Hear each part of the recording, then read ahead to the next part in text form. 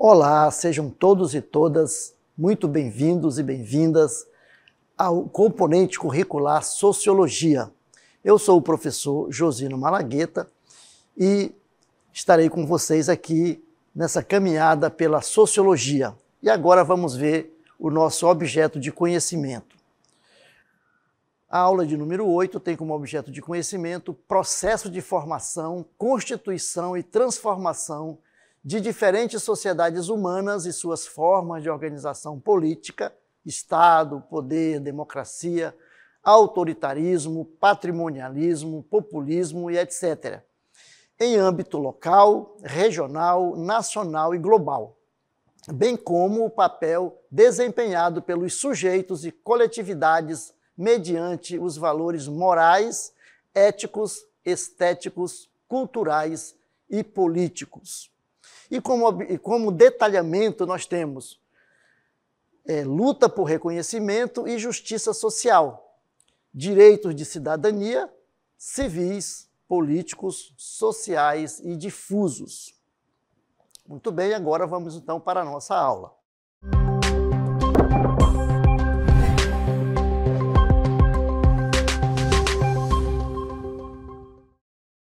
Vamos iniciar a nossa aula falando de um tema muito interessante, né, que é a teoria do reconhecimento, certo? É uma teoria muito importante, que muito utilizada agora na modernidade, na contemporaneidade, né, pelas questões dos grupos, dos movimentos identitários. Essa teoria ela vai dar sustentação e fundamentação para esses grupos, essas lutas, né? Então, vamos ver onde e quando nasce a teoria do reconhecimento. A teoria do reconhecimento ela foi formulada, né, por Axel Honneth e surgiu na Alemanha sob a influência das ideias do jovem Hegel, no contexto da teoria crítica. Então, Honneth era um pensador alemão, né, que viveu aí, fez parte da terceira geração da Escola de Frankfurt, né, e adepto à chamada teoria crítica. Ele então vai pegar as ideias, né, do Hegel e também de outros teóricos da chamada psicologia social e vai então desenvolver essa teoria que vai ser muito importante, né, para os grupos e para o entendimento da sociedade atual, certo? Axel Honneth parte da ideia de que a interação entre os sujeitos ela é fundamental para a formação da identidade e da justiça social e que essa inter-relação se dá através do conflito. Então, vejam, a busca, né, pelo reconhecimento do indivíduo enquanto sujeito social, né, ela vai, então, fazer com que as lutas aconteçam, né, os conflitos, os movimentos para se colocar na sociedade enquanto ser, né, porque até então a teoria da luta de classe, ela estava muito ali forte. Então, o Honneth ele vai fazer uma reflexão, dizendo que, para além, né, da questão produtiva, da questão da luta de classe, da questão econômica, também a questão do reconhecimento do indivíduo enquanto ser, né, essa negação do indivíduo enquanto sujeito de direito, vai também fomentar as lutas e os conflitos sociais e a mudança social, certo? Muito bem. Então, nesse processo, acontece um mútuo reconhecimento, que é o reconhecimento de si enquanto sujeito e do outro como seu igual e, ao mesmo tempo, diferente. Então, vejam, você vai se conhecer como sujeito, mas você só se reconhece como sujeito quando você reconhece no outro também sujeito, né?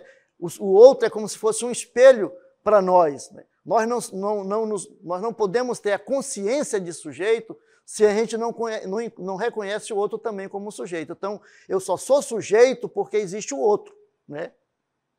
e aí o outro também me reconhece como sujeito. Então é nessa inter-relação que vai acontecer.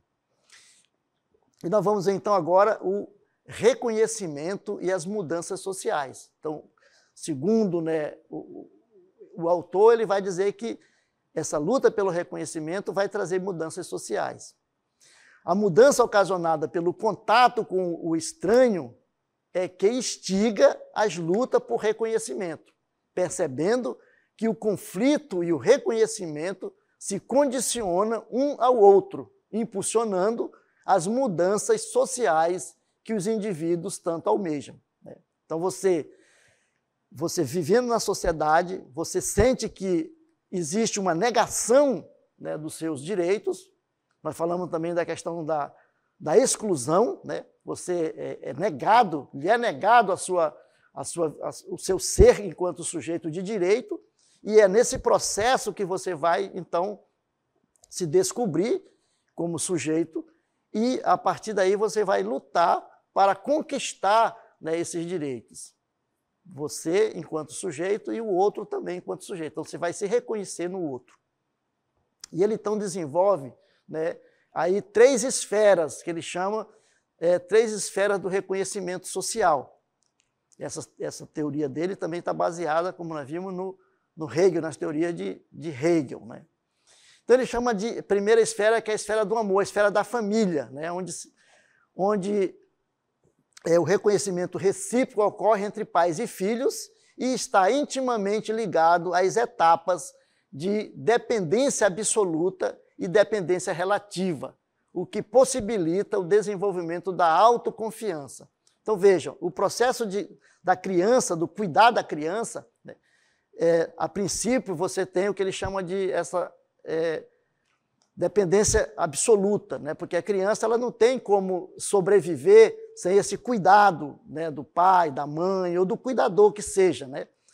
E ela vai, com o tempo, ela vai se distanciando e vai se autoconhecendo como sujeito e também conhecendo o seu cuidador como sujeito. E ela vai se afastando, né? Mas ela cria essa confiança, essa autoconfiança entre ela e o outro, né, que cuida dela, e assim como o que cuida também reconhece o outro e dá para ele a oportunidade de ele crescer e se desenvolver autonomamente, né? Muito bem. E a segunda esfera, que ele chama que é a esfera do direito, né? Como que se dá essa segunda esfera? Então, na segunda esfera, ou na esfera do direito, né, esse reconhecimento ocorre quando o sujeito sai do seu contexto particular e ingressa em um contexto social ou universal, mediado por relações contratuais, ou seja, os sujeitos se reconhecem portadores de posse, percebem-se como proprietários e, principalmente, enquanto portadores de igualdade, possuindo, portanto, direitos iguais perante a sociedade. Veja, importante essa questão, né, da segunda esfera, que é a esfera jurídica, né, esfera do direito, em que você se reconhece como sujeito de direito, mas você também reconhece que o outro também tem direito, né? Então, não é só você que tem direito. Você reconhece que você tem direito, mas você tem direito, os outros também que convivem com você também têm direito. Então, você vai reconhecer no outro, né, o direito que ele também tem, né? Vários direitos de moradia, direito de trabalho, direito, né, de ser, direito de existir, direito de ter a sua identidade própria, né? Então, esse processo se dá aí, né, bem claro nessa questão do jurídico, né, que é a esfera do direito. E a terceira esfera, que ele chama que é a esfera da solidariedade social, também é chamada de estima social. As relações que ocorrem são mediadas pela solidariedade, além de possibilitarem um respeito universal, possibilitam a alguém se perceber como ser possuidor de suas particularidades, a serem socializadas com os demais membros de determinada comunidade. Então, eu tenho a minha particularidade, mas o outro também tem. Então, o outro também tem direito de ter, né? E aí você se ajuda, né? Você sai desse processo do seu grupo e você passa a ajudar o outro, né? A querer que o outro também crie, né? Tenha também espaço nessa convivência. Então, você vai haver a solidariedade social, né? Então, você vai junto buscar essa questão do reconhecer você e os demais. Muito bem. E ele fala o seguinte, né, que o reconhecimento tem sempre um contrário. Então, ele chama de reconhecimento versus desrespeito. Então, vai haver nesse processo do reconhecimento a questão dos desrespeitos. Então, de acordo com o autor, em contraposição às esferas do reconhecimento, existem 3 maneiras de desrespeito, né, que são as violações: a violação, a privação de direitos e a degradação, né? Então, sempre nesse processo de luta pelo reconhecimento, há também esse desrespeito desse direito, né? A exclusão, a negação do direito, né? A negação de você existir como um ser individualizado, né? Então, veja, ao mesmo tempo que você é um ser individualizado e único, o outro também é. Então, essa questão que é interessante, né? Dessa questão do respeito pelo outro, pelo reconhecimento também do outro, né? De o outro existir, como ele é, na sua diferença, né? E ao mesmo tempo igual, né? Muito bem. Então, na concepção de Ronald, os conflitos sociais são uma forma de resistência, né, à negação do reconhecimento, ou seja, ao não reconhecimento, o que leva ao resultado paulatino de superação. Então, nessa luta, né, pelo reconhecimento, você vai, então, superando, né, essa questão da negação dos direitos, ou a negação do reconhecimento, a negação de você se reconhecer enquanto ser de direito, sujeito, né, que tem direito, mas que o outro também tem. Ao mesmo tempo que eu luto pela minha individualidade, eu vou perceber que o outro também tem a sua individualidade, tem as suas peculiaridades, né, as suas diferenças, e ele tem direito de ser diferente. Então, acho que essa é importante nessa questão, principalmente hoje, né, que se tem uma luta muito intensa, né, da negação do outro de ser o que ele é, de ser diferente. O Ronald vai trazer essa reflexão de que a luta pelo reconhecimento é importante, porque no momento que você se reconhece como um ser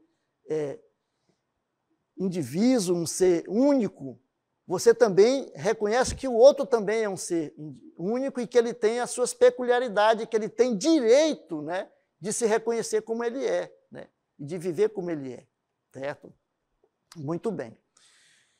Então, o desrespeito, que a princípio nos parece experiência individual, na prática vai assumindo um caráter coletivo, né, na busca por reconhecimento.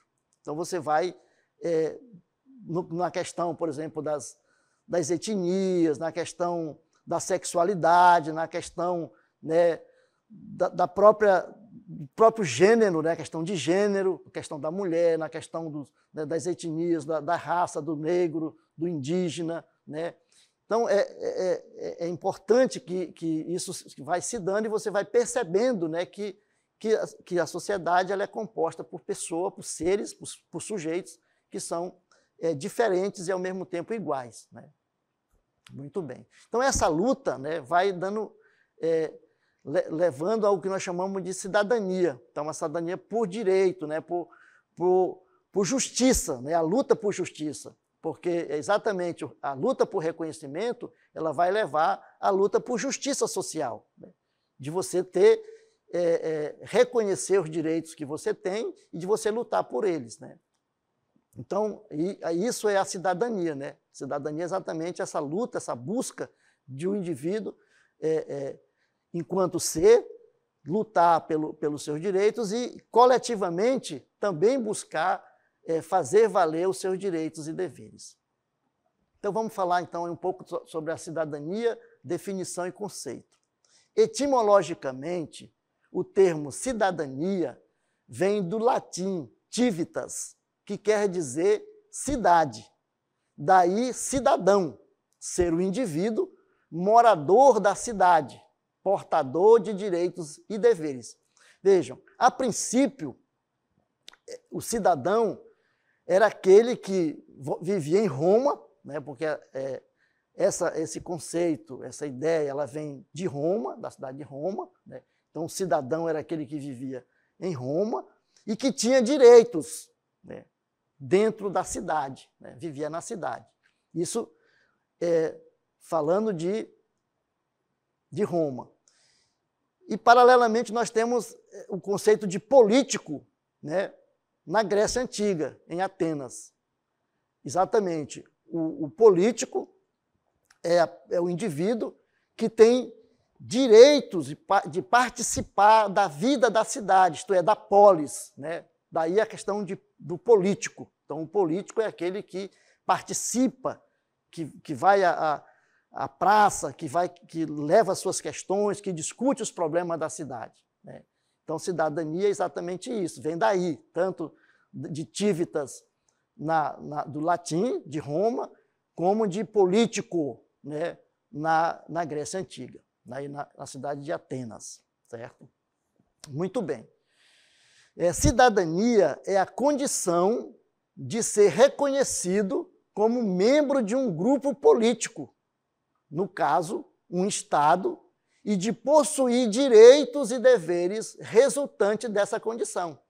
Então, enquanto brasileiro, nós vivemos aqui no Brasil, então nós temos direitos, né, de cidadania, porque nós vivemos nesse Estado aqui, né, no caso, o Brasil.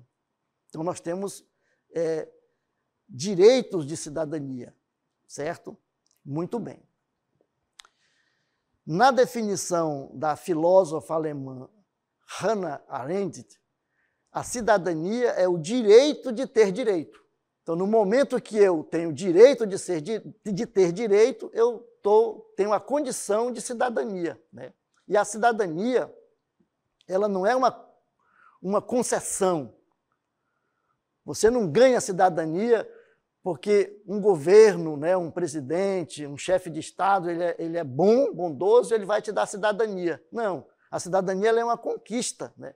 E ela se dá na busca, né, na luta para exercer esses direitos, né? Muito bem. Ter a cidadania de um país significa ser reconhecido como cidadão pelos que ali vivem, assim como você também os reconhece como cidadãos, né? Então, veja aí a questão do reconhecimento. Então, ter cidadania de um país significa ser reconhecido como cidadão, né, pelas pessoas que vivem naquele país, mas, ao mesmo tempo, você também reconhece essas pessoas que ali vivem também como cidadãos. Muito bem. E aí, nós vamos passar para o que nós chamamos de direitos, né, de cidadania. Os direitos civis, políticos, sociais e difusos. Thomas Humphrey Marshall, sociólogo britânico, identificou 3 tipos de direitos que formaram a cidadania moderna na Inglaterra, mas que também fundamentam a cidadania moderna hoje, né, no mundo moderno. Que ele chama de direitos civis, que ele chama a primeira geração de direitos, os direitos civis. São aqueles que permitem aos cidadãos exercerem a sua liberdade individual, né? Esse é um direito civil.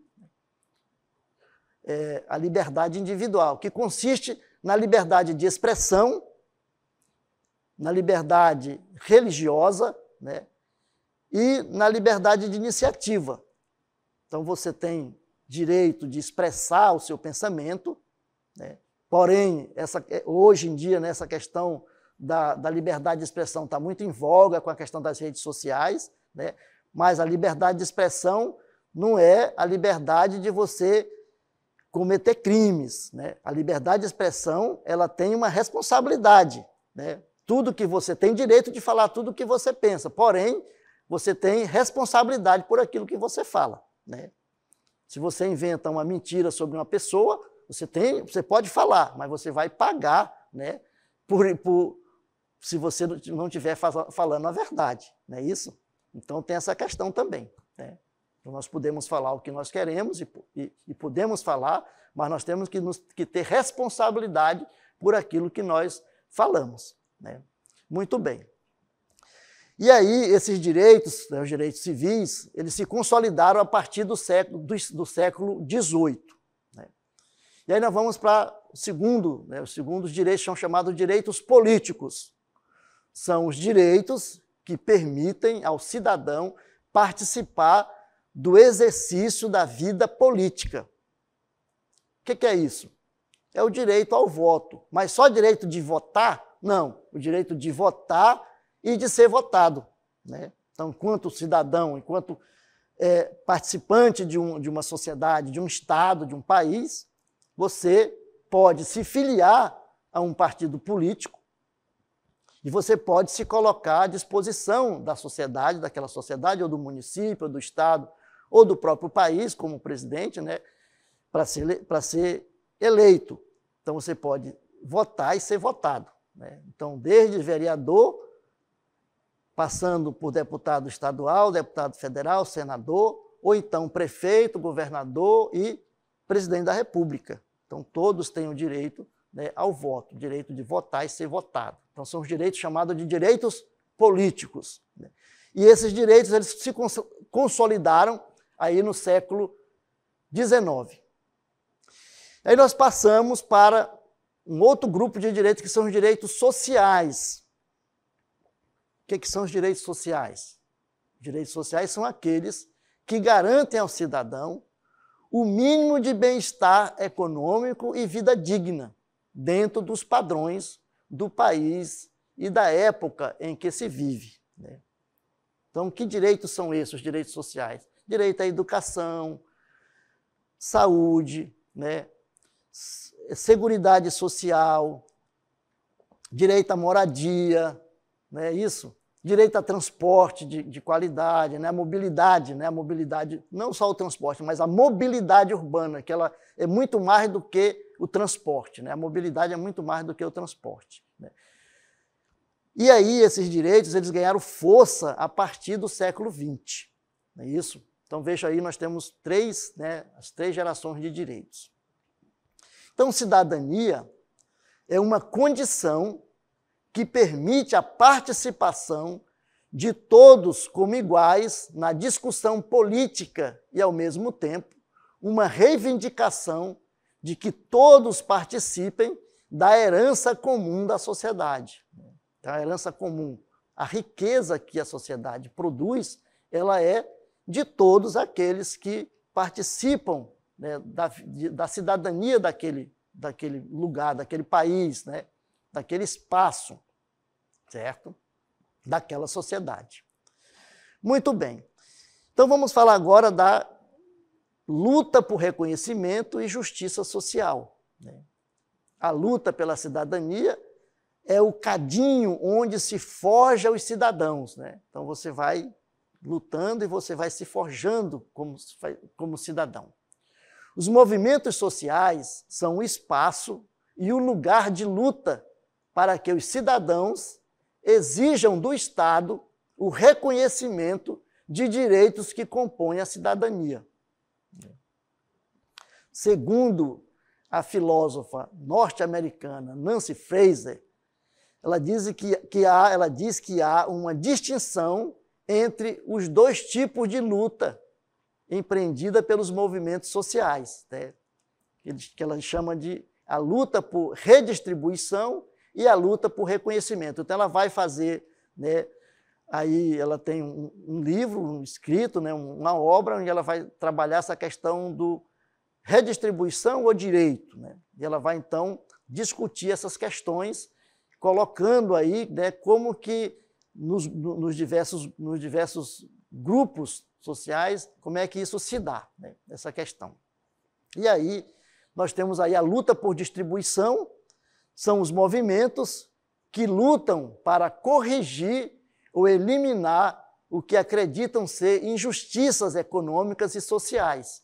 Por exemplo, a questão do emprego, a questão do salário, né, a questão da participação econômica. Então, as lutas sindicais por melhores salários e condições de trabalho estão nesse campo.